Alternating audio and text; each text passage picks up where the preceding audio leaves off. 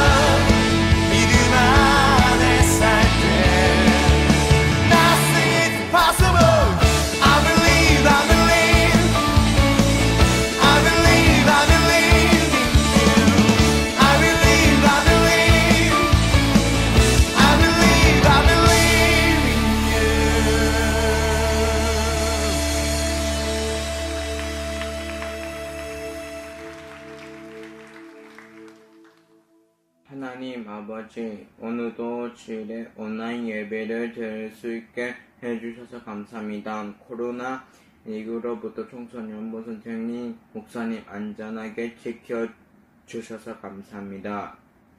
예수님 이름으로 기도드립니다. 아멘.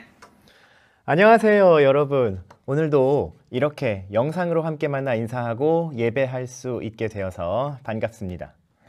여러분, 지금 여러분의 이 SNS 프로필에는 어떤 문구들이 쓰여져 있나요? 제 SNS에는 일들은 내가 보는 것만큼 나쁘지 않다, 뭐 이런 격언이 쓰여져 있어요. 이런 문구들은 뭐 내 마음에 들기도 하고 내가 이렇게 일들을 바라보거나 살아가겠다라는 다짐이 되기도 하죠. 그런데 한계는 어쨌든 내 마음에 드는 문구들이고 내가 선택한 문구들이라는 거잖아요.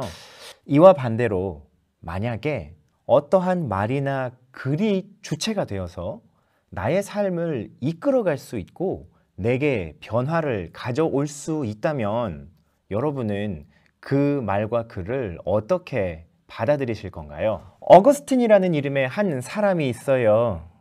알고 있는 사람들도 있겠지만 참회록이라고 하는 위대한 저서를 저술하기도 한 기독교 성자 중에 한 사람이에요.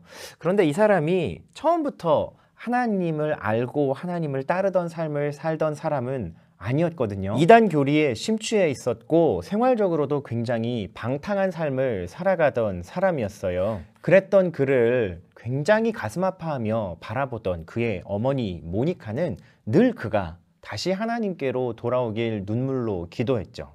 그는 차츰차츰 자기의 삶과 그리고 자기의 과거를 돌아보며 회개하고 하나님께 돌아오는 길을 찾고 있었는데 사실은 결정적인 계기를 스스로 만들 수는 없어 괴로워하고 있었어요. 그러던 어느 날 그가 수도원 안뜰을 거닐던 중에 굉장히 특별한 체험을 하게 됩니다.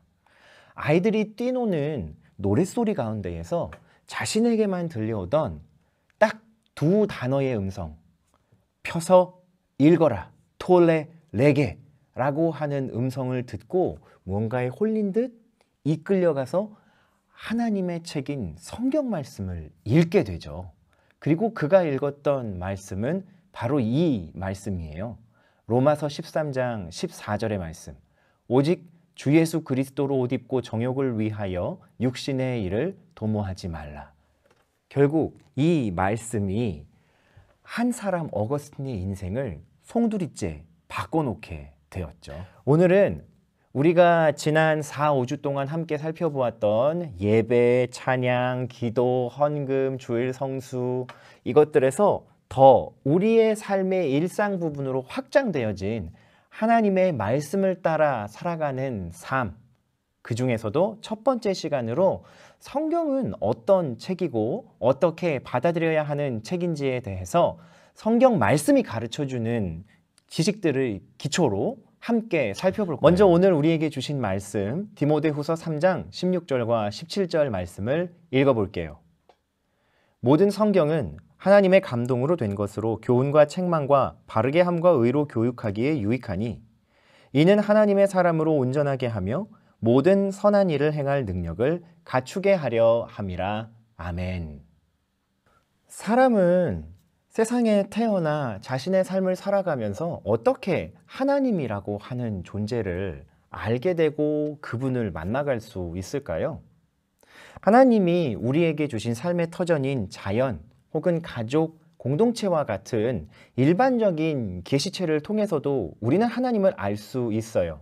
하지만 그것으로는 부족하기 때문에 하나님께서는 하나님 자신이 누구이신지, 우리는 누구인지, 그리고 세상은 무엇인지에 대하여 더 특별한 의미의 계시들을 믿는 사람들에게 전해 주셨는데 그 핵심이 바로 성경이에요. 성경은 하나님이 어떤 분이신지 그리고 하나님과 사람이 어떤 관계를 맺었고 그것이 어떻게 변질되었지만 다시 회복되어져 가는지 그리고 가장 아름답게 그 관계를 맺어갈 수 있는 마지막까지 임하는 방법에 대해서 즉 구원에 대하여서 알려주는 책이죠. 성경의 형성, 배경을 보면 굉장히 특징적인 내용들이 많이 나와요. 먼저 어마어마하게 긴 시간에 걸쳐 아주 많은 사람들에 의해 쓰여진 책이라는 거예요.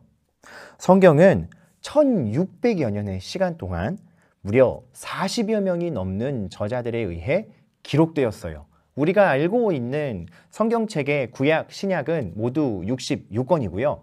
1189장으로 이루어져 있죠. 더 놀라운 건 1600년 동안 40여 명이 넘는 사람들이 받아 기록한 하나님의 계시 말씀임에도 불구하고 매우 일관되고 공통적인 구조로 하나님의 구원 역사와 하나님에 대한 이야기로 일관성을 유지하여 쓰여지고 있다는 거예요. 이것이 어떻게 가능한 일일까?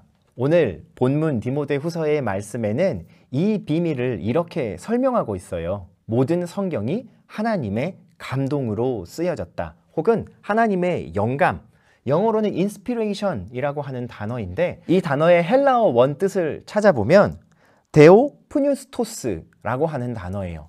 하나님이라고 하는 데오스와 숨결, 숨쉬다라고 하는 푸네오가 합쳐진 합성어죠. 즉 하나님에 의해서 생기가 불어넣어졌다라는 의미인 거예요. 다른 말로 정리하자면 하나님의 감동, 하나님의 영감이라는 것은 하나님의 계시가 객관적으로 이 세상에 드러나게 하는 방법이 적용되었다라는 말이거든요. 하나님께서 사람인 저자를 선택하셔서 그 사람에게 기계적으로 따박따박 한 글자 한 글자 적어 넣도록 주문하셨다는 뜻이 아니라 하나님의 생기를 불어 넣으셔서 그 사람이 겪고 경험하고 들었던 역사들이 하나님의 계시 증거로 생생하게 살아 숨쉴 수 있도록 작용하셨다라는 의미예요. 자, 그렇다면 여러분, 우리는 이 시점에서 성경책이 그토록 긴 시간 동안 많은 사람에 의하여 쓰여졌지만 일관적인 주제와 분위기를 유지, 형성하고 있는 원인을 이렇게 설명할 수 있을 거예요. 성경의 사람 저자들은 바뀌고 수많은 시간이 흘러갔지만 성경의 가장 주체적인 저자이신 하나님께서 그분의 생기, 그분의 숨결, 생각을 각 사람에게 알맞게 그리고 그 시대와 상황과 사건에 가장 적절하게 불어 넣으셔서 하나님이 주체가 되어서 이끌어 가시는 인간 세계의 역사, 구원의 역사를 기록하게 하신 책, 그것이 성경이다.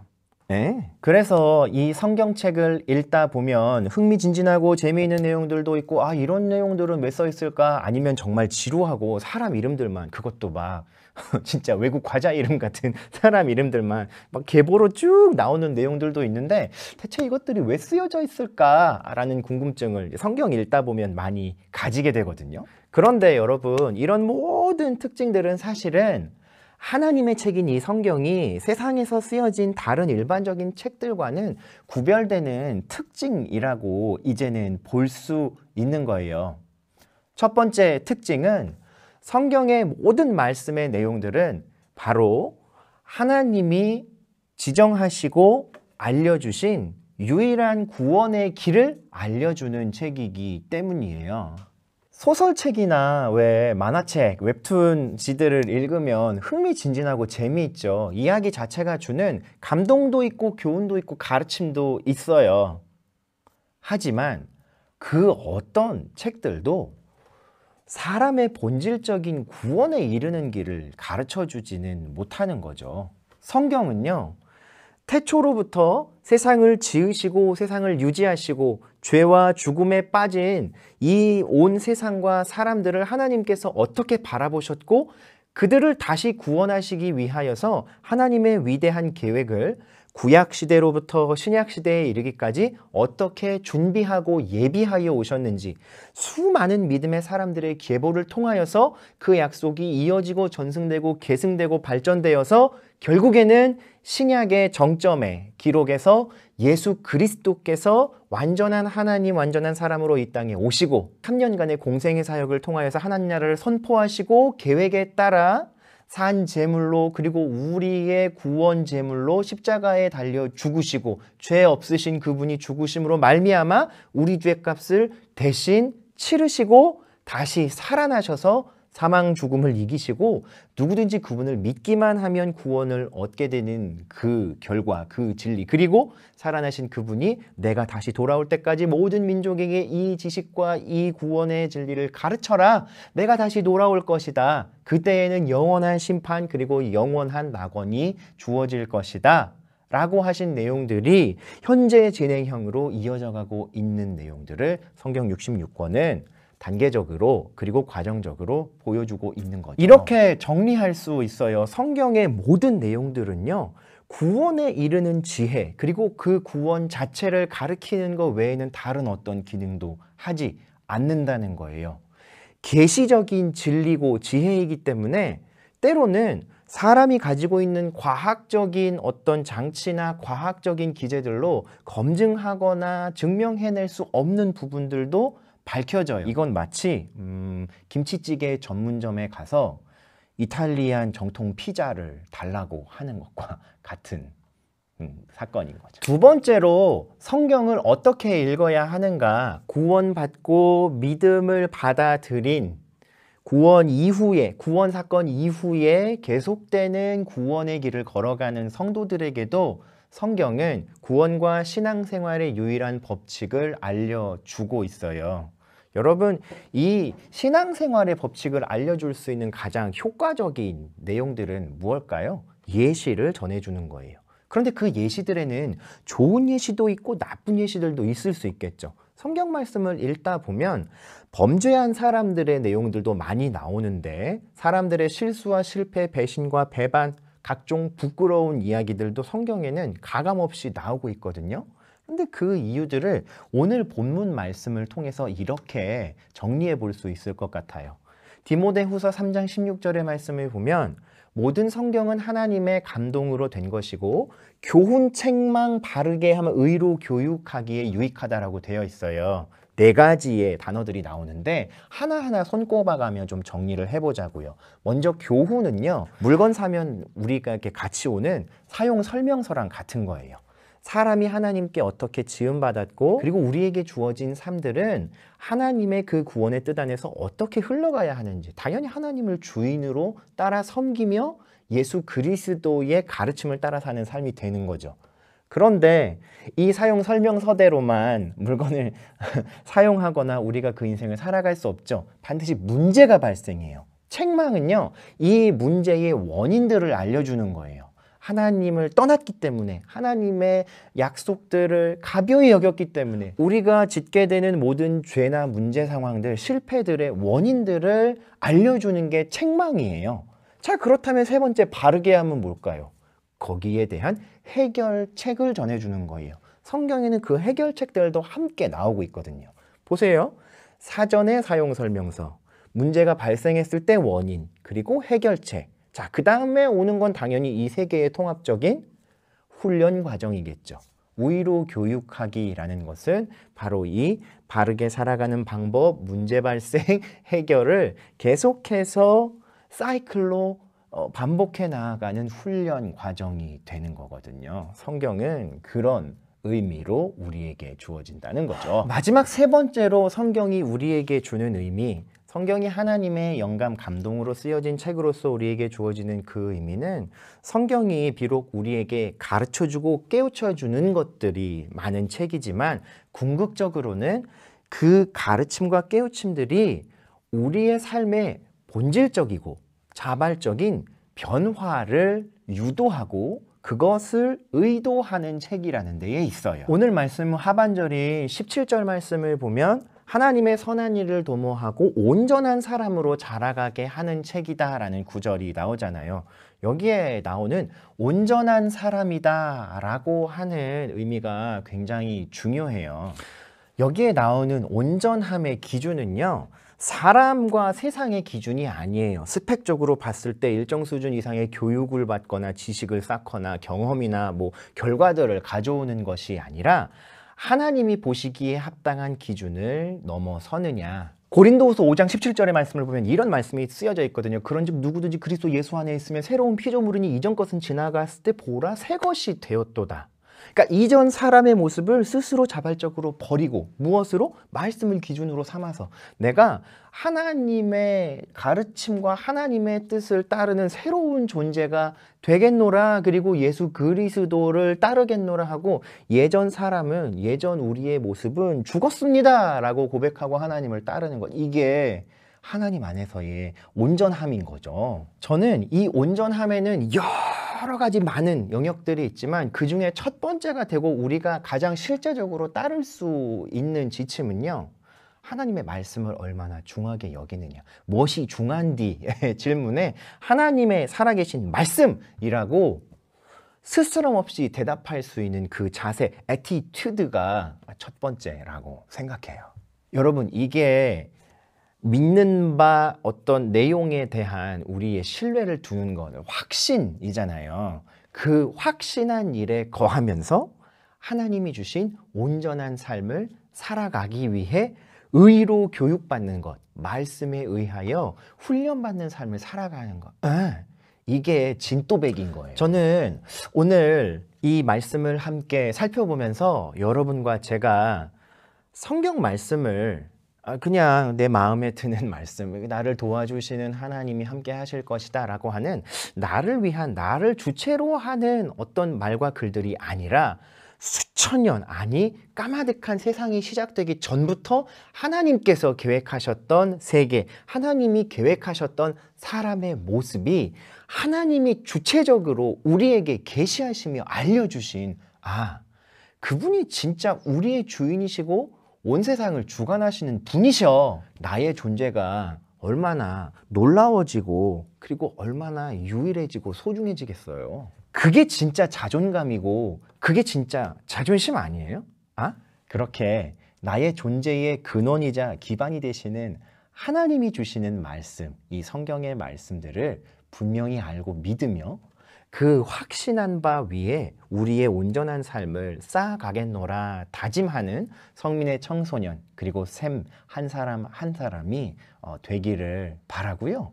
다음 시간에도 우리 하나님의 말씀에 대한 말씀을 함께 그 가르침들을 나누며 정말로 이 코로나 시대에 앞뒤 좌우 분간할 수 없는 이 어두워져만 가는 것 같은 시대에 진리의 말씀, 생명의 말씀, 정말 우리의 중심과 기반을 둘 수 있는 빛과 진리이신 하나님 말씀을 바르게 새겨가고 그 말씀 하나하나를 배워가는 좋은 마음틀과 자세를 가지는 저와 여러분이 되는 시간이 되기를 바라요.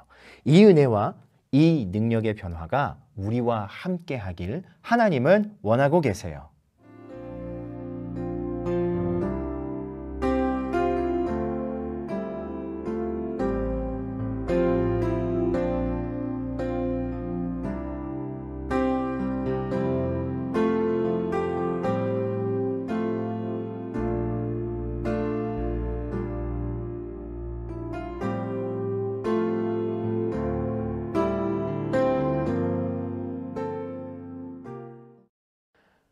주 예수 그리스도의 은혜와 하나님의 사랑과 성령의 교통하심이 살아계신 하나님의 말씀, 그 구원, 그리고 그 가르치심, 그 변화의 능력을 따르며 살아가기 원하는 사랑하는 성민 청소년들과 선생님들의 삶 가운데 이제와 영원토록 함께 계실지어다. 아멘.